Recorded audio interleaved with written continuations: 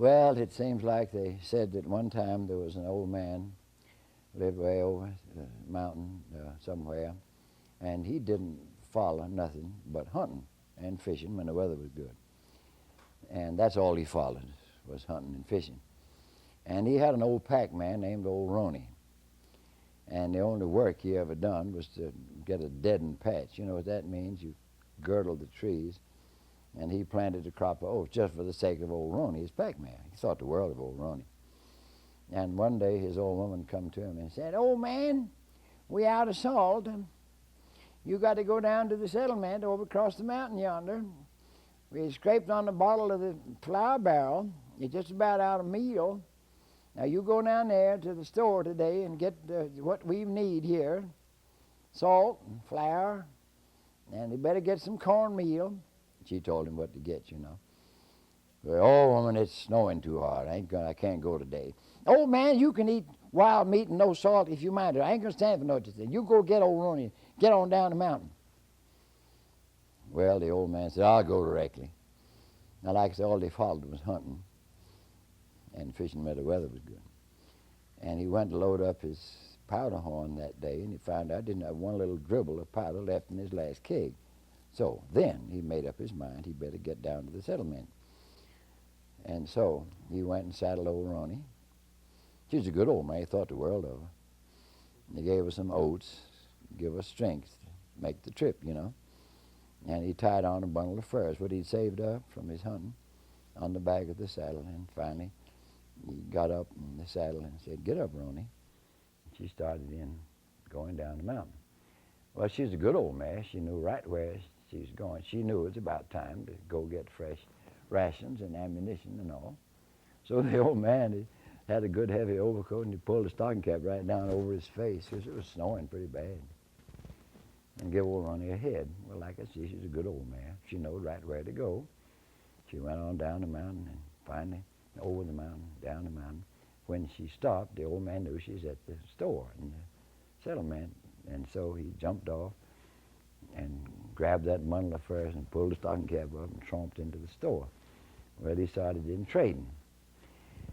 And he got 100 pounds of white flour, 200-pound sack of cornmeal, 100 pounds of green coffee, and then he got 12 50-pound kegs of powder, several dozen bars of lead, a few little articles his wife told him to be sure and get. Took all that out and packed it on old Roaney. And somehow he got the saddle on, you know, that, and he got up in the saddle and said, "Get up, Roaney." She was a good old mare. She headed for the mountain, loaded kind of heavy, but she made out. And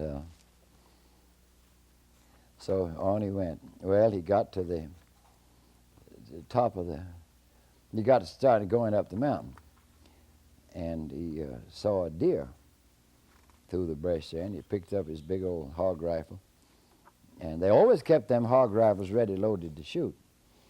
And so he raised up that old long rifle, squeezed the trigger, pew, took that deer.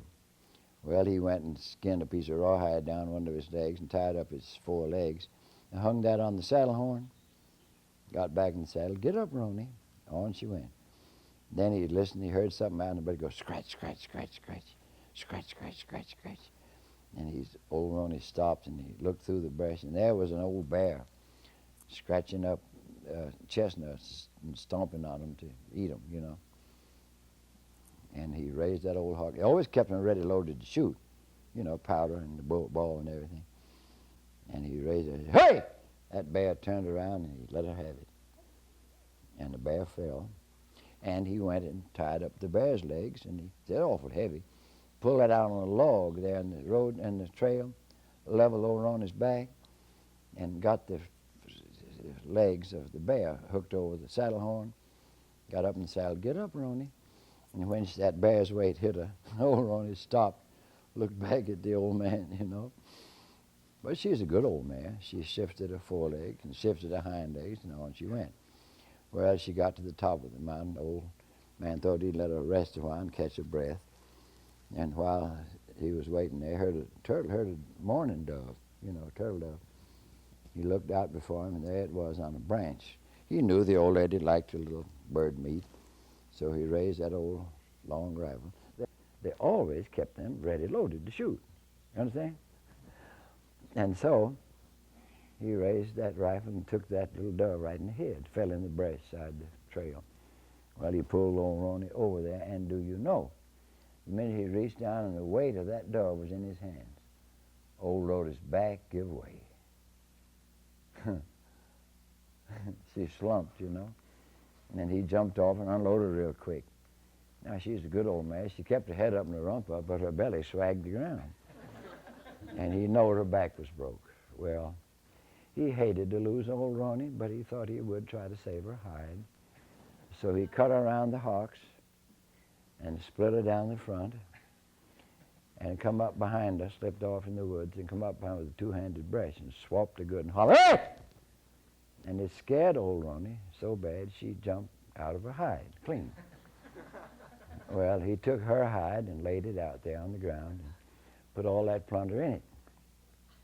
The bear and the deer, and laid the little dove in there and tied up the four corners of old Roaney's hide and got his head up through it and slung it around and pulled up by a dogwood tree there, slung that pack around on his back and took off down the mountain. Well, he got to the house and he was worried about old Roaney. He went right in the door shutter and reached up on the fireboard and got his pipe down. He'd forgot his pipe. Finally, they ate supper. They went on to bed. Way up in the night, the old woman started gouging the old man. Said, "What you want, old woman?" "Something's pawing at the door yonder." "I don't care if it is. Leave me alone. I done had a hard day." So he went to snoring again. The old woman tried to sleep, and she couldn't. She heard it again, pawing out there. She gouged the old man awake again. "Old man, you get up and see what that is pawing at the door. It sounds like old Roaney ever when you'd forget to feed her. She'd come here pawing at the house. I done told the old woman. Old Roaney's laying up there on the mountain with no skin to her, and her back broke. Leave me alone." So he went to snoring again, and the old woman tried to go to sleep and tried to go to sleep. She heard it again, pawing, break down the doorstep. And that time it nickered.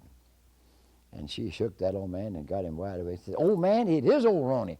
I heard her. She's there pawing at the door. You get up and put on your breeches.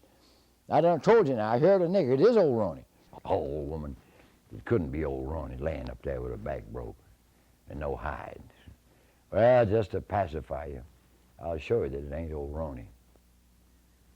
So he got on his breeches and went and put a piece of light wood on the fire. You know what that means? Fat pine makes a white light. And opened the door. And old Roaney stuck her head in the house and just nickered at him. She was mad. That was old Roaney, shaking and shivering out there with the cold snow flying all around her and no hide to her. Well, the old man took pity on her, and he reached down behind the door where he had kept his hides and such, and grabbed up a hide and thought he had old Roaney's hide. He went out there and stretched it out. Couldn't make it go quite right. He was getting cold, so he reached over by the house and broke off some blackberry bushes, blackberry vines, you might say, and he made a withe out of them and tied that hide around old Roaney's middle. And went on back in the house and went back to bed. Well, old Roaney was satisfied. She didn't bother him anymore. And the next morning, the old man thought the world of old Roaney. She was a good old man, done the best she could, And he waited and got up and started the fire. There was an old woman to cook breakfast, and he kept looking out the door. Finally got light enough that he could see. And he run out, and there was old Roaney standing under a tree in the corner of the yard where she used. And the old man saw what a bobble he'd made. He'd killed a big buck sheep a couple of days before. And that was the hide he'd grabbed up. And he went out and tried to jerk it off of her. But do you know, it had done took root. Growed to her. He had to leave it. Well, they say that it covered her bodaciously all over in a very few weeks. Grow down her legs, out her neck, big old bushy head out here in front. Biggest old sheep tail you ever saw hanging down behind. Yeah, Lord, he sold his sheep. She had old Roaney. Got more wool off of her than the whole flock of sheep. Now, I've heard it said that blackberry took root around her, and the old woman never did have to go out in the brush after blackberries anymore. Blackberry time had come, she'd call old Roaney and pick blackberries off her sides, enough to make 2 pies every picking. But I just tell you right now, I never did believe that part of the tale.